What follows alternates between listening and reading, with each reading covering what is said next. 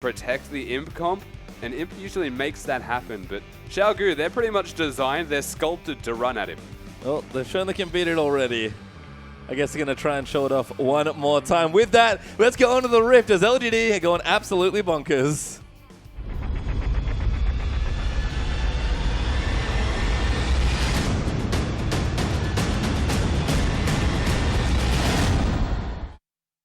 And here we are as Acorn moves out with another carry champion. He played Rise in the playoffs, was looking good, was able to be a carry threat for his team. And this time he's going to step further, I have to say. We've shifted patches right before the final finishes. And who shows up in game number 2 than Fiora on Acorn, of all people? Acorn on Fiora? Fiora on Acorn? I don't mind which way it is right now. But the duelist, the grand duelist, Yes. makes her way on the Rift with an edgy new haircut as well. Oh, it's very edgy. Qiao, they're the hair team. They'll be very jealous that Fiora's on the enemy team, but I actually believe that Doingby sported a similar do for the start of the season nearly. yes. Not far off, actually. You know what? Speaking of Fiora, it does say to me that LGD aren't going to play their typical lane swap style. They do want to win their lanes. There's a quick lane, jungle follow if you go with things like Q and able to race around the jungle. But I agree, much better 1v1. Of course, keeping in mind the cooldown is ridiculously high at level 1, even when it does connect. I think it refreshes 40% of its cooldown if it hits, and it's still like an 18-second cooldown at level 1. Yeah. How do you know so much about Fiora already? League of Legends is a great game. It is a great game here, and it looks like too much. it might be standard lanes. So the intuition is there, as well as the Fiora knowledge out from Rusty. And this is a different look. QG, again, the team we expect to really take advantage of this sort of position, but LGD with a bit more aggression on their side as far as the draft goes might feel confident here. I like watching QG double jungle, by the way. In this case, they use their supports because you can see that they've given the little sentinel over to their Sivir. Then they're going to go bottom lane and try and shove it out as fast as possible. And that's really hard to do against Braum because he gets 2 free creeps at the start of the game. But if they're able to successfully do it, they will get the earlier level 2. And again, we talk about Jana being a strong support for both these teams. Level 2 there for Imp. Might give him a bit of initiative here in the lane, but TNT on Sivir, a well-practiced champion and clearly a lane that Xiao were happy to take. Not sure if they wanted or expected a 2v2, but they locked it in so fast that you have to think they're more than happy with the situation. I like how the dynamic changed, though, between the two. PYL took a lot of damage, has the relic shields, but Imp immediately level 2, so the experience was given to the range advantage of the Kog'Maw.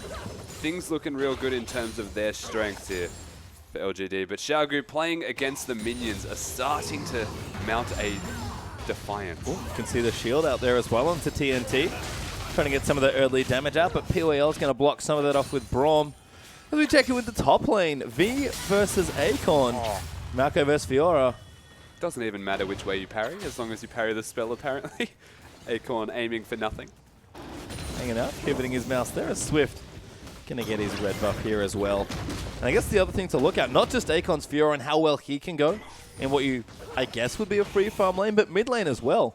Control mage on one side, but we're going to get a gank in the bottom lane. This is bad for QG. Yeah, TNT's almost already dead, and now TVQ is going to arrive in here. They have to try and turn around. TNT already knows he's done. He's going to try and not give an assist away. He does do so, but it's first blood for Imp. So TBQ there was really hesitant. You could see that he did not want to kill him, so didn't run up auto or anything. Tried to get an assist off the E, but that kill was going to Imp. No one else was taking it. He safeguarded to a ward as well, I think, or safeguarded to something, so he didn't have that available to shield for an assist, and then the end result is nothing for him, but he gets the experience, and all things considered, Imp was winning that trade anyway.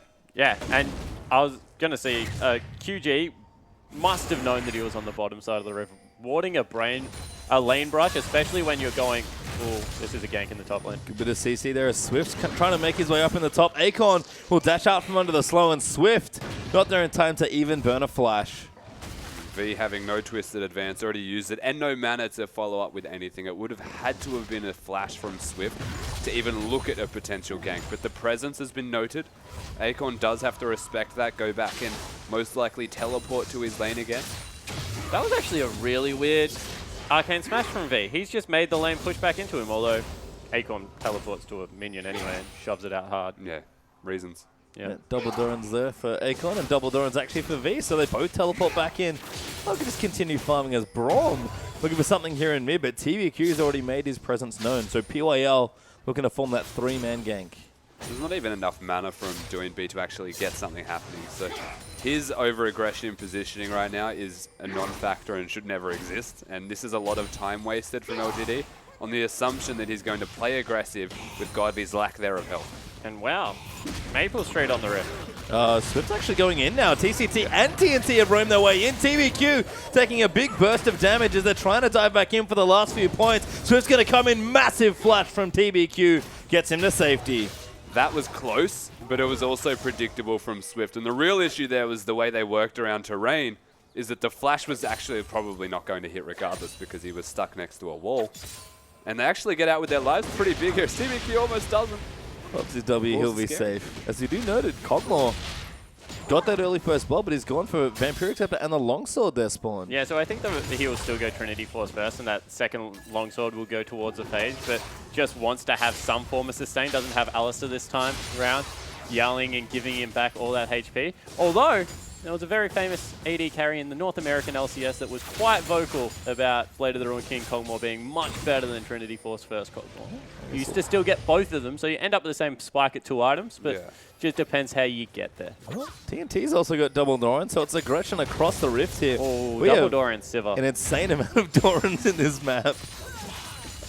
The Vamp Scepter is going to be a lot better than double Dorans in terms of sustain also. And Imp's got that range advantage, so double Dorans is a desperation, I need an item right now style of buy to try and keep up in this slowly declining lane.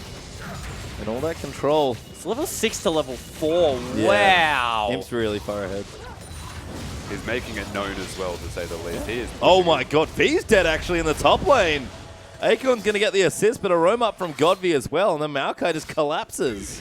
Doesn't even have to use the ultimate out of Godby. Do use the Ignite, however. This is one of those interesting things, and why you don't want to give LGD the Lulu, is that he can now control that wave. Joinby's got issues with mana without the blue buff on Azir, because he just constantly tries to spam, and to push out a Lulu with a Chalice takes all of your mana bar. You're never going to be able to keep up with a Lulu. And he just goes top lane with TVQ. They find very easy kills. And LGD, again, being a bit more aggressive. The first 10 minutes of last game were good, but this is a very different sort of thing. And TVQ again, he's going aggressive. Oh, that's awkward. That's really bad, actually. The blue buff steal. It is bad. Thankfully, has a Chalice that can still keep up in this lane. And it's something we just mentioned, is Doinby's limited in terms of his capabilities. And as unfortunate as that may be, there's worse situations. Yeah, there certainly is, and he got full experience for it. So now if you Godby, you say, okay, now go kill their jungler and bring me another blue buff. Yeah. Get level 6, kick mid. Oh, Godby. See, getting harassed there, but Doinby, like you've mentioned, Rusty, going to run low on mana in those trades. V, though, in the top side now. Glacial Shroud first up against that pickaxe double Dorans, but farm is relatively even. Seems like top lane, apart from that good roam, going to stay quiet here. Yeah, and Fiora's Q just goes down so far in terms of cooldown. If you are able to get to the point of the game where you have maxed it out and you're able to hit it reliably. So we'll see Akon continue to harass. There's just windows that Fiora are able to do a lot of work, and that's with the E and the Q cooldown. It's one of those cool champions in regards to target selection on the Q as well, is that the way that it works is like always within range of the Q, even if you dash in an interesting direction. So still fairly easy to actually hit the Q. The question is going to be, who is he hitting the Q on in those fights? It's actually quite easy to take down tanks and Fiora. Well, we'll check in with some of the other lanes now, as it is actually Blade of the Ruined King first for him. He's got the Cutlass, he's got his recurve bow. Going to be changing up that build. Still has a lead, don't get me wrong. TNT only rocking that pickaxe right now, but again, LGD just off to a better start. It's TBQ's proactive ganks that this time managed to pay off. Yeah, he didn't even get an assist. Okay, that first one's probably not on him, but the mid lane, the top lane certainly was. Yeah, the top lane was definitely a good thing as Dragon started up. If QG are able to grab the first Dragon, definitely good news story for them, and they must know what's going on here from LGD's lineup. Bottom lane's just backed away completely. Oh, you can see Doinby trying to keep them out, gets turned into a cupcake! TVQ going to ride his way in, the Dragon's dead, and the barrier will just keep him up. And you could see Godby was like, he's got a blue buff. Get me it. Yeah. That was really close as well. Doinbe actually getting out with that dash at the last second and having the flash already down, I believe it was. The smallest amount of time actually keeping him alive from that gank, because there was the attempted kick back into the Lulu, and he almost had that blue buff for himself. And TBQ was a little bit out of range there. Otherwise, you would have expected the immediate wild growth to go up. Yeah. Which meant that the Q wouldn't have worked. Swift knows. He wants the kill. This could be a good counter gank opportunity. Goes the cask in there. TBQ's tanking up the turret. Gets the slow, but he can't quite finish the kill. That was honestly just for damage. That felt like it was just completely to put down damage and prevent TBQ from getting a gank off in the near future. Because you look at what Xiaogu can do right now, what Swift can do right now, it's not much. Yeah. Sometimes it's about really sending a not much. message. Yeah, it is.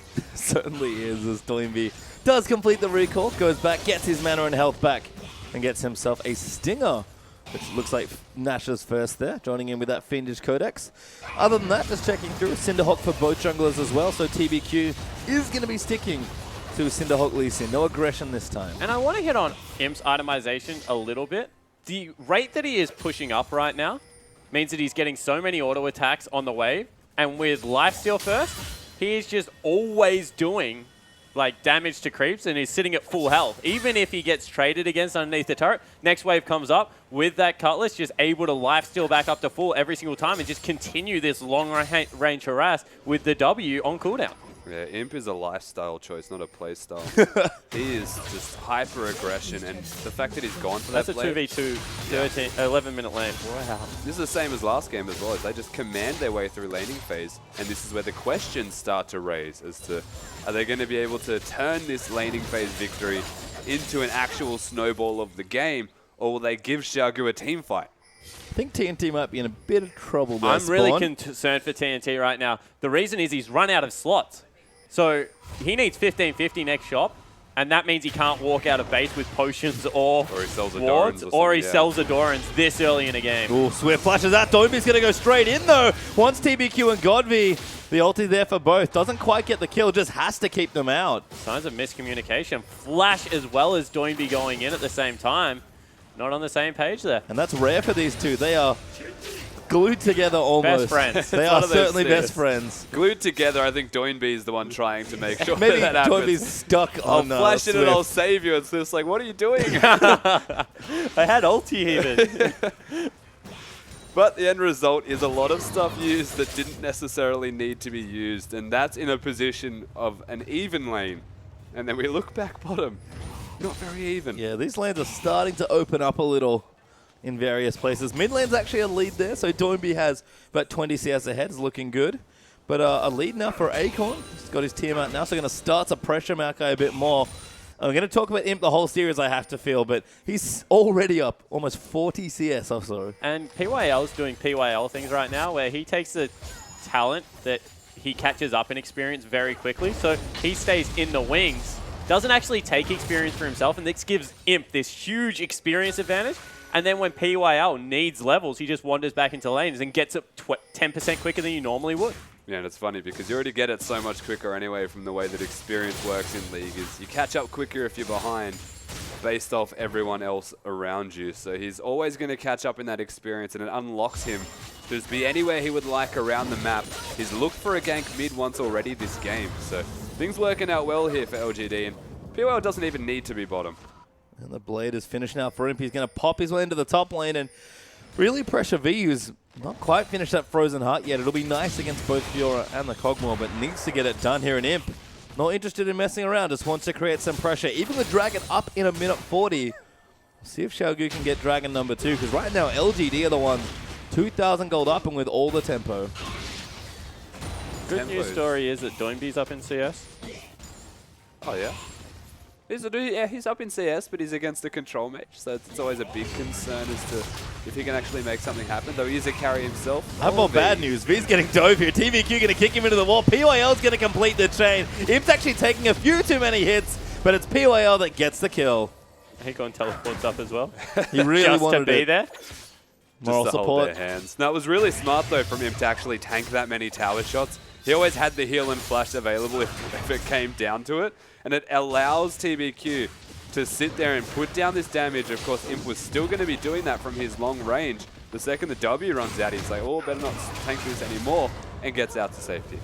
Now Xiaogu trying to defend all this pushing in the top lane, but again, that'll open back up the Dragon. Acorn, yep, leaves immediately. Sees 3 members from Xiaogu who are now going to try their hand at counter-pushing top lane. They've all got weak spots, though. It's got to be so tempting. It's almost like consistent Lee syndrome, where you want to go in. They've got a Lee Sin to boot.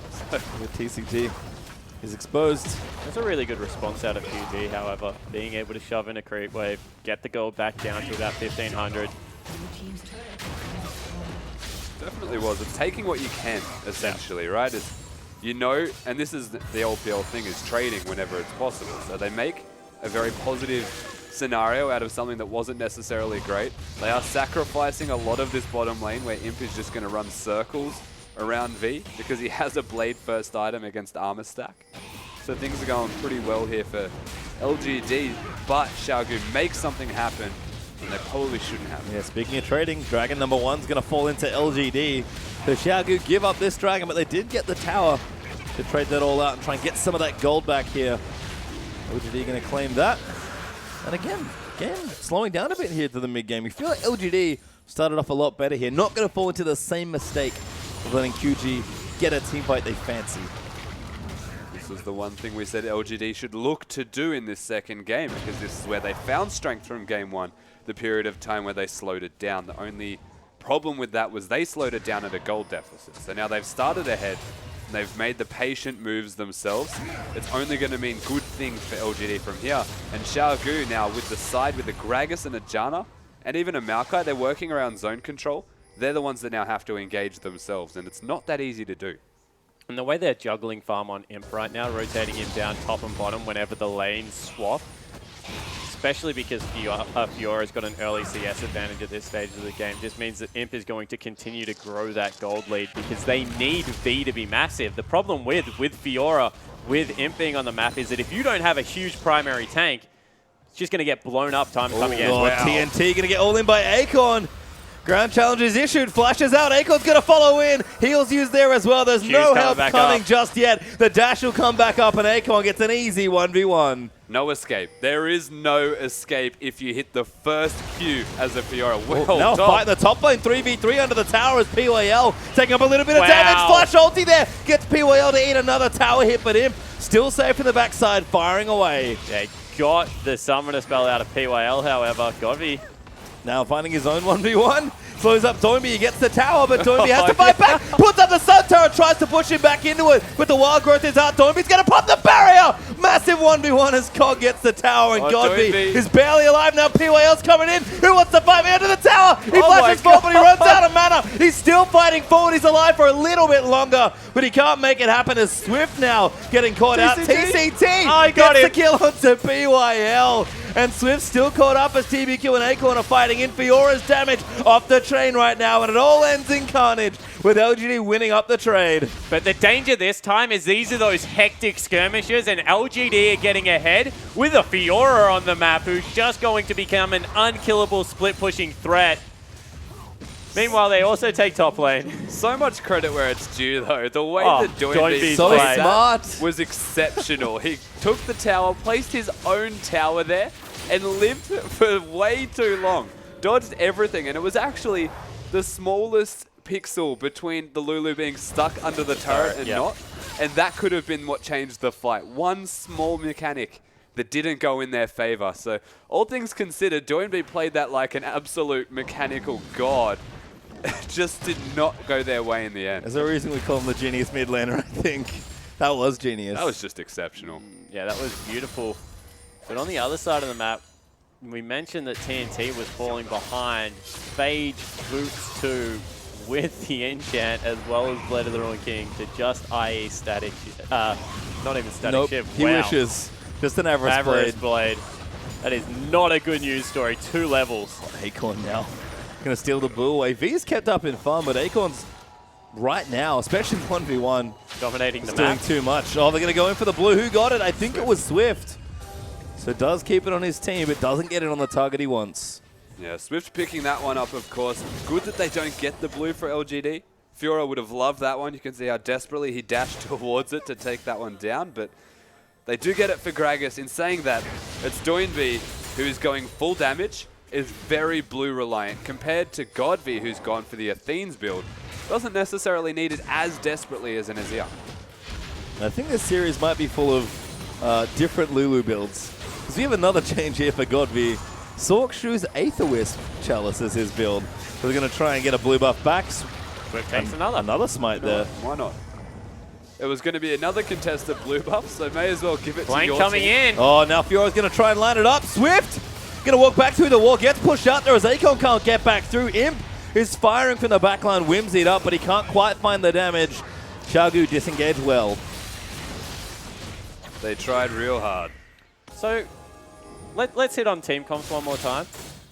Xiaogu never have to fight when they don't want to. Yep. Gragas, Azir, Janna, as you can see, really good at stopping the fight. But the chase out of LGD this time is the difference. They've got the Whimsy. Better yet, they've got the Q out of Fiora, and you can see Akon can just continue to dive into people.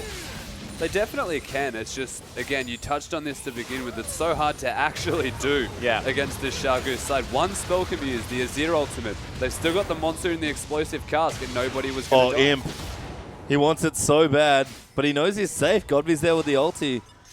And every time I see Imp's Kog'Maw being allowed to play this aggressive, I just wonder what happened in the draft, because Imp, this is the way he loves to play. He even has both summoner spells. Oh, he tags the Sivir there. Can't believe it didn't go. Just do it. Don't let your dreams be dreams. They're just going to keep it calm for now, as LGD going to take this outer turret, break open the mid lane, go up in turrets, and create some space here on the map. Drag it up in 20 seconds. Baron up right now. LGD have plenty of buffs to consider, and they're still getting that gold lead, creeping further and further up. About 3,000 gold ahead. Going to look to keep that snowball rolling. LGD. As you said, snowball rolling. I don't think there's a way for Xiaogu to really want to contest this one. They're running a disengaged comp. And ideally, this is the spot where Xiaogu should engage. It's because LGD have to come at them. And that's the strength of their team comp, is they can go in, they can go out, they can reset 27 times before they actually want to commit. But because LGD already feel like they're so far ahead, to actually set up for the dragon is difficult. Oof, he's actually porting. They might try and fight here. Doinby's on a decent flank. He kicks two out there as Akon and Godby move back. Zonya's pop there. Wild goes on a TBQ. PYL gets a good ulti down. They're going to try and dive in onto him, but TCT flops him back into the fight, but Akon's already doing too much damage. Swift is going to die here as well. Imp is staying alive for so long, and the front line's going to melt. TCT will get chased down as well. V will barely live. TCT will die, and that's 4-0 to LGD. And I mentioned the Fiora ultimate, and people keep saying, how are you supposed to ace? Good snipe from Godby. How are you supposed to activate it? Throw it on the lowest health member, get the huge reset. Akon just put 3 half-health members back to full health in that fight. Yeah, it's like you have a Janna, I have a Fiora now, which is essentially a better version except for the displacement out of the Monsoon. He just picked on Doinby in that fight. They made sure that Doinby go down. Godby's in a really intense battle right now. To steal the red buff. You thought the last team fight was hard, Rusty. You try and take on this red buff. That was red wins. It does for now. Godby will be back. He actually did that with the Aether Wisp spill as well, so he's got a lot of money to spend, and there's that Ludens we were looking for in Game 1. The build that you're very fond of, Spawn, actually goes for the Godby special. Is on the control mage with the Ludens Echo, but again, that last fight, Doinby, you mentioned, had the flank, but he wasn't even actually on a flank. He was just out of position. He goes down very quickly, has to force the Zonias out immediately. Didn't have the flash, or he just got it, or just didn't use it. I'm not entirely sure. Couldn't get to safety, and this is where the Fiora ultimate that Spawn mentioned can then be very easily activated and resets the fight for themselves.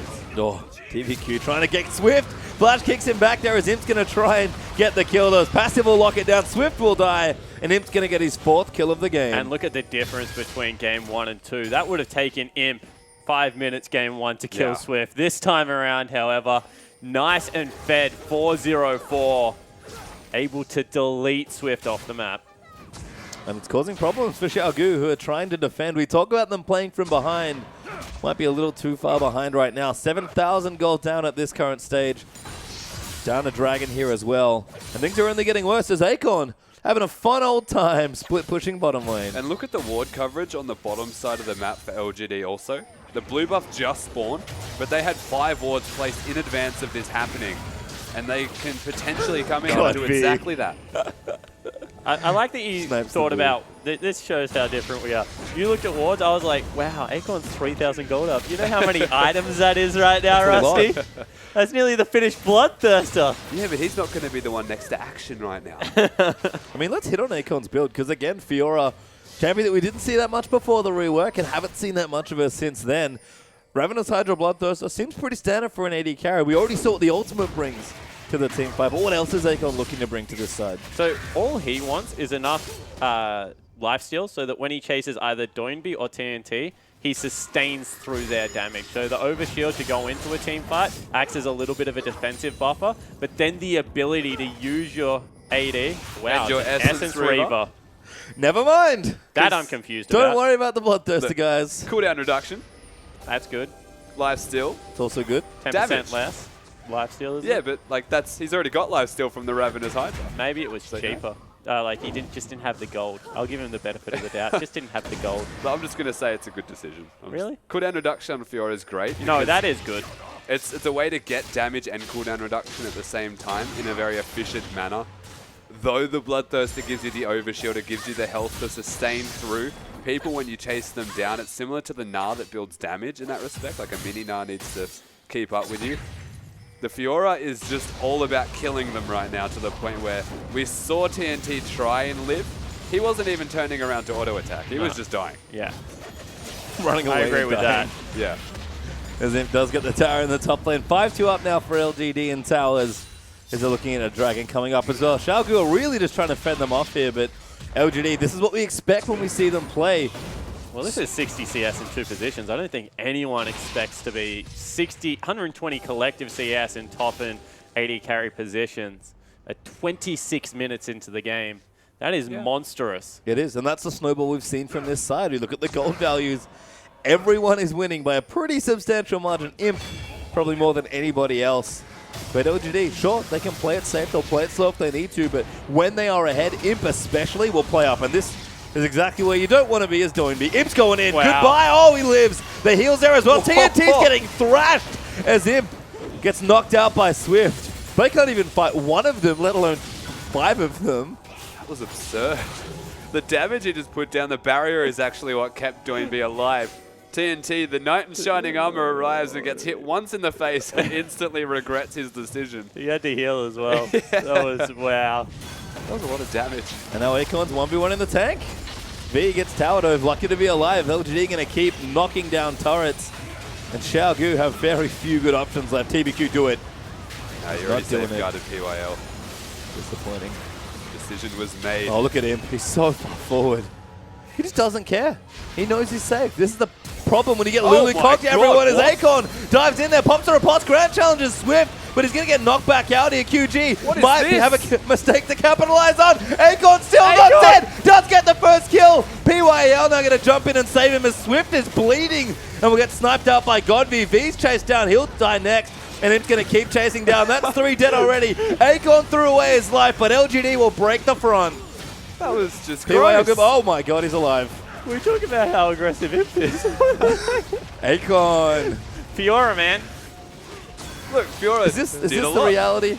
We're going to have a best of 5 where Fiora has to be banned in a grand final. Is this what you're telling me? Yes. Well, it's looking good so far, that's for sure. He's going for like a max cooldown reduction style of build, has the makings of the next big item for himself, has decided to go multiple routes instead of. So you're going to go Spirit Visage and Frozen Heart and sit on 40% cooldown reduction and be tanky with all the lifesteal in the world and just be able to shred people. Oh my god. Yeah, and he had none of that armor beforehand, by the way. Yeah. I like that the Spirit Visage change, which happened, what, 3 patches ago? Actually makes Fiora's ultimate even better. That makes everything about Fiora even better. The true healing, essentially, that will come out of that is absurd. Suck it, Jonna. Yeah. TCT's real jealous right now. Yeah, speaking of absurd, though, he went over that wall and took on 5 members and almost killed 5 of them with just like a Lulu ultimate. I think the only thing that stopped him was the Emperor's Divide. Yeah, that was. And they were dead. And a lot of panicking out of Xiaogu. As LGD find themselves in a very strong position, to say the least. If it's just Imp or Acorn doing it on their own, Who knows what they can do as a unit. LGD so far ahead now. 10,000 plus gold ahead. Dragon number 3 is going to roll around. And Baron Buff has been left very lonely all game long because LGD do not need it. You know the best part about this is that we were looking at it earlier and I said it's like Lee Syndrome, but even worse. Yeah, he got it. And then that happened. Yeah. So it's like Lee Sin and Fiora on the one team. You're expecting unparalleled aggression if a single spell connects. It's pretty much what we saw. I don't think the first spell connected, actually. I think Acorn was like, yep, going in. Oh, TCT caught out. Goodbye.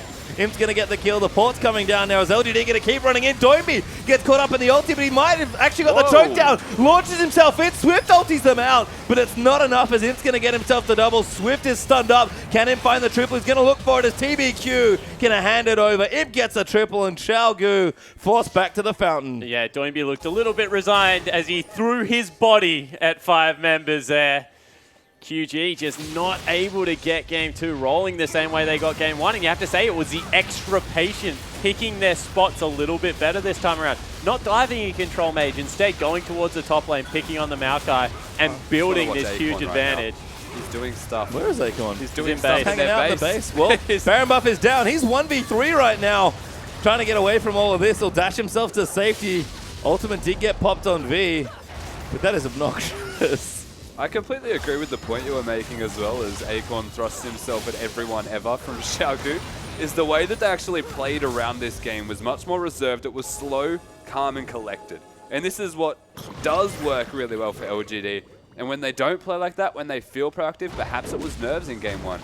It was playing into the hands of Qiao. And now from basically losing laning phase, they've all started to snowball out of control individually, and then they come together as a team with those strengths and just destroy them. Yeah, now Baroned up and going to head into the top lane. What can you do? There's just so much strength right now on them. And once again, really like the Lee Sin pickup. TBQ plays Lee Sin so well, 2-0 and 11. What a different performance out of the jungler of LGD. Game 1 looked all out of sorts. This game, much more TBQ-esque. Now LGD going to try to go in. TBQ dives straight on top. As Imp's going to get the first kill onto Jana. Acorn's now going to dive in as TNT has to run. Swift's going to get polymorphed there as he'll just get knocked down. Godby going to get the next kill. And LGD, they get 2. They don't need much more. Doimby going to try and make something happen. He launches back into the enemy team, but he's only going to give himself up another kill as LGD look to take game number 2. He just dies with style, Doimby. Godby ulted, so I think the game's over. Qiao do tap the mat, and LGD will equalize in game 2. Now 1-1. 10-0-7, Cogmore? Not bad. Pretty good. Pretty good to say the least, but every single individual member of LGD just looked stellar in that second game. The first game was very shaky for them, but they got it all together. They're an experienced side in best of 5s. They've played 11 games coming into this best of 5 series, and now they feel like they've found their stride. Yeah, I definitely agree, and you have to just point back to how they went about it. This time it was a 2v2 lane. They got the early advantage on Imp with that level 2. Then they punished once again with another 2v2 kill. Imp YL is just such a strong bottom lane, and that opened up the map. They got the turret really early, able to rotate that into the top lane. Godby this time was like, okay, control mage is really hard to kill. I'm just going to go to other lanes and help my team kill the other people on the map. And I think junglers was the other big story there, because Swift, you see him on your screen. Sora's game 1 Gragas looks amazing, and all of a sudden we get a very similar jungle matchup, and TBQ's just doing that much more work this time around. Yeah, so it was a proactive style again from TBQ, but the way that it was working is that Lee Sin just does so much more damage that people were dying before Swift could actually get there and make that counter gank and actually turn things into his team's favor. And just that small snowball of